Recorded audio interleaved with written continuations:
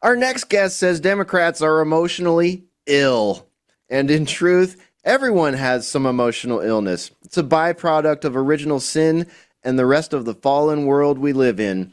With 40 plus years of news media experience, including investigative work for the Associated Press, Detroit Press Club, and Michigan Broadcasters Association, as well as 4 News Emmys, there's not much our next guest hasn't experienced in his years covering politics and faith. But today's political and faith climate finds him very disturbed by what he's seeing. And he's here to speak out about the emotional illness of the left. So we're joined now by Emmy Award-winning politics and faith news veteran for Souls and Liberty, Gary Michael Voris. Gary, welcome to State of the Nation. Very much appreciate it. Thank you so much, and God bless you guys for all of your work, as well as your listeners and viewers and supporters. All important stuff, saving a civilization. Yeah, you as well. And it really does feel like we're down to that right now, doesn't it? Like there's a lot of people say using the term inflection point, turning point, a fork in the road. I mean, everybody is on the edge of their seats right now, especially after that insane debate, if we could call it that, followed by an assassination attempt, followed by Joe Biden disappearing for a weekend and then dropping from the race. $81 million immediately goes to Kamala Harris, and the internet gets scrubbed of her history. I mean, and now we're wondering if Donald Trump is going to be sentenced to a year in Rikers Island come September 18th. I mean, and everything seems to be emotionally driven on purpose. They're not. When I say they, I'm talking about the deep state, if you will, the mass media cartel. Those that control culture and the narrative, are not giving us a set of facts that we can objectively look at. So talk to us about how they're playing on the American populace's emotions, particularly Democrats. Sure. I mean, the big deal is this, that everybody suffers from some sort of emotional whatever, as you said. Welcome to human nature, fallen human nature. The question is, to what degree do you suffer from it? Was this a horrible traumatic something? Was it a series of stuff, whatever? And if you sort of get to beyond the point where it's manageable for you, now you fall into one of two camps. Either you face it and treat it and find great therapy and 12-step programs and all that sort of thing, or you embrace it as it's your own, and you want everybody around you to affirm your illness, like the whole transgender thing, for example. The Democratic leadership, the Chuck Schumers, the Obamas, the Susan Rices, the Kamalas, all those crowd, well, I tell you, I mean, to kill millions of babies, to name just one thing, to secure your power base, you got to have some really deep-seated emotional something or other there. But they put out the message and they send out the signals that connect with, they form a connection with people who are likewise emotionally ill and support them in that. Not trying to cure them, they're trying to abuse them further to hold on to their own power. Interesting piece of data I came across earlier this week. Up until about the 1990s, roughly 6% of women between 25 and 40, roughly 6%, were not married and did not have children. About 6% of that age group. In the 2000s up to today, that number quadrupled to approximately 22, 23%. So you're talking roughly a quarter. A quarter of women between ages 25 and 40 have never been married, have never had children. Some of them, probably a good number of them, have killed their children.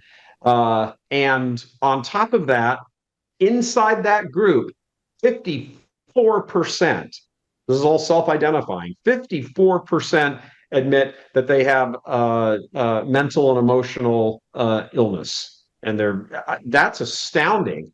That group is what gets the Democrats victories.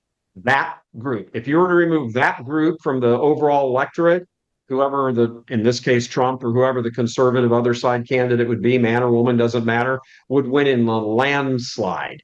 So when you say liberalism is a mental disorder, you're darn straight it is. And they're playing off these women. These women need to be supported in whatever it is that has driven them to want to embrace their own emotional pain and project it onto people. Well, Kamala's not doing that. She's supporting them. Rah, rah, cheer, cheer. You're crazy. Oh, blah, blah. And, that's what all this is about. So you got to hand it to them. They are masterful at taking broken people, breaking them apart more, and capitalizing on them politically. They absolutely do. They're vampiric in that ability and utterly craven, doing it, as you said, just for power. I would go one step further, though, and say that these aren't emotional illnesses or mental illnesses. These are spiritual sicknesses. I mean, everything that we are seeing, from the transgender push to the transhumanism push to abortion, it's straight from Satan. Yep, 100%. It is, when you're talking about souls that are warped, for whatever reason, many times these things are, my own mother was a victim of rape when she was 20 at the hands of her father-in-law, and screwed her up for the next 50 years until she died when she was 70. I grew up in that household. I know all about it. It's one of the reasons I can spot this stuff so easily. I was a victim of sexual abuse as a small boy. I know how it warps and distorts your soul, your outlook on the world, everything about you that, you want to, be normal is abandoned. And absolutely, it's the soul. It's that spiritual component of us that God wants a relationship with. And again, everybody's got something, but it's the question of how much does any one individual have, and how deep does it run, and what are they doing about it, if anything, about it. So yeah, it's absolutely, you're spot on. It's correct. This is all spiritual. It plays out in the material order because we are a composite, the only beings in the universe who are a composite of both body and soul. But they're underlying all of it is soulful stuff, which translates out into people's material world existence and how they live and interact with other people and all that sort of stuff. What laws they pass, who they vote into office, all of that is driven by the heart. And if the heart is so damaged that it can't see the world correctly, wow, load away your guns, gentlemen. It really kind of begs the question, like, how purposeful is this? Because we monitor, culture creation and culture jamming and all these things, and it's quite shrewd to think that an enemy of the United States might take our inherent, human issues, our inherent, spiritual, emotional, mental issues, and prop them up, as you said in your article, with laws, policy, marketing, cultural conditioning, education, news, entertainment, 24/7 doom scroll, infinite doom scroll, and then to tell them that, to foster these things in people, to foster all the worst aspects, things that people need help with, rather than identifying them as things people need help with to enrich their lives and enable them. It's now a right. Your trauma, if you will, your all these things are your right, and then they just start adding things on top of them, like, hey, if you're a dude and you raped a kid, it's your right to go to the women's jail if you say you're a woman. I mean, we've gone way past, like, we've crossed the Rubicon here. Yeah, I would add on that all of that's 100% right. And I'd even add on to what Timothy had said, that, yeah, it's spiritual, but in a spiritual war, who's your opposition? Well, it's Satan. This stuff is demonic. Satan hates humanity. Satan's not in the heavenly realm or the angelic realm because of us. Because God revealed to them, hey, I'm going to create these other beings and I'm going to unite to them. I'm going to love them more than I love you, and you will worship me in that form. And Satan said, I will not serve. So we are the object of his antipathy and enmity, like most people couldn't even begin to imagine. So he capitalizes, he causes this stuff, which warps souls. And then once you have a sufficient number of warped souls, he's now able to gain control en masse and direct nations and cultures. He really is the destroyer. I mean, as it says in St. John's Apocalypse, he's the destroyer. He is the enemy of mankind. And so St. John warns us, woe to you, earth and sea, for the devil has come down to you in great fury. The whole point of he has nothing to do except destroy us, and he'll get to us any way he possibly can. And he's done a great job with politics, as I like to say when people go, "What do you mean I'm against politics?" I said, "Well, don't forget, it was the state that executed the Son of God. It wasn't the Jews. They have been behind it, but it was the power of the state.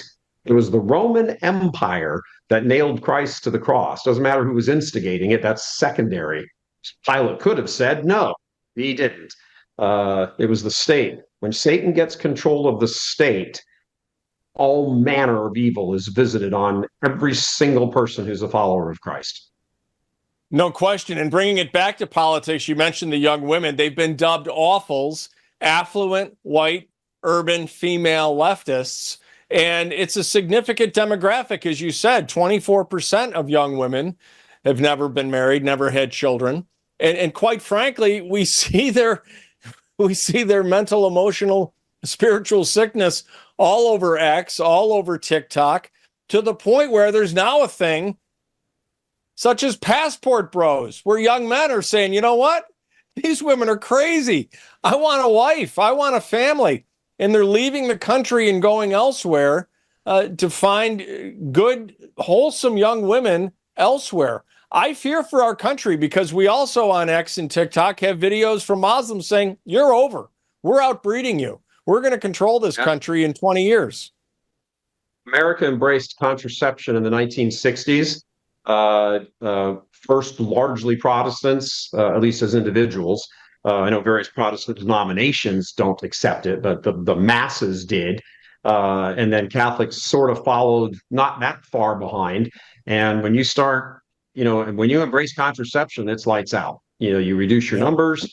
You enter all sorts of you restructure the philosophy of sex to become something pleasurable and forget about kids and population and procreation and all that sort of stuff. Well, here we are.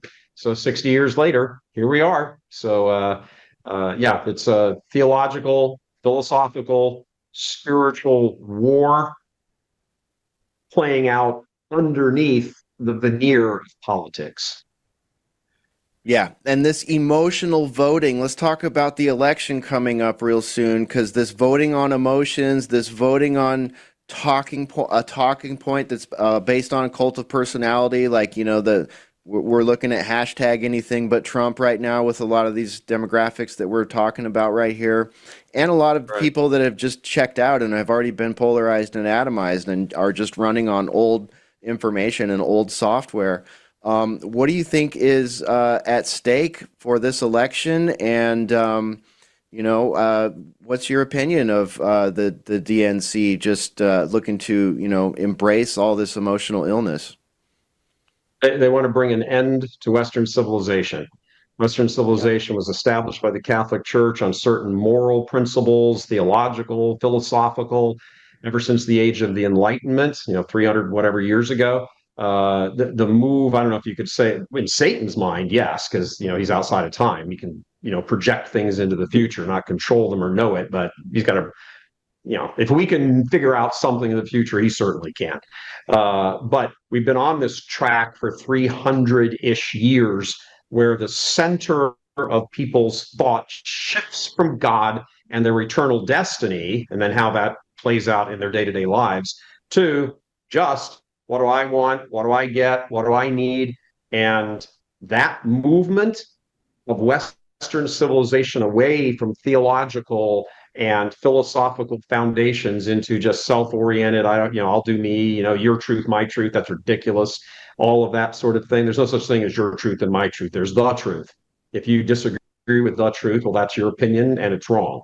But And this is exactly what Edmund Burke warned us about in his treatises. There's 2 treatises on government, but specifically his treatise Reflections on the Revolution in France. He foresaw Marxism before Karl Marx was even born. He saw that this Enlightenment philosophy would play out exactly as it has played out. Yeah, when you take what are the 3 great things of the French Revolution? Equality, fraternity, and what am I forgetting? Liberty. Egalite. Those 3 things in a theological context are absolutely correct. We do have a community with each other because we're all sons and daughters of God. We do have fraternity. We do have liberty. We have liberty to choose what's right to get to God. We're equal in the sense that we're all created equal, and that we don't have equal talents and things. But we all have equal worth because of the dignity made in the image and likeness of God. You take those theological and philosophical principles and you unmoor them from those places, and you stick them in the body politic without any reference to theology, God, philosophy, you're going to fall apart as a civilization. And that's what we see happening in front of us right now. Look, even if Trump wins, yay, good, of course, supporting Trump, I'm a big Trumpy, blah, blah, and all that. That's not a win. It's a moment to catch our breath and now begin to turn this completely around and start talking strongly. That's all it is. It's just holding the gates. Yeah. That's it. It's just holding the gates. Yeah, exactly. Exactly, Gary. Okay, I want to shout out where people can find you. Souls and Liberty across social media at Souls and Liberty. Also soulsandliberty.com. So go to YouTube, go to Rumble, go to X, go to the website, and follow all of Gary's great work. Gary Michael Voris, thank you so much for joining us today. We really appreciate the conversation. God bless you guys, and God bless the USA. Fight, fight, fight.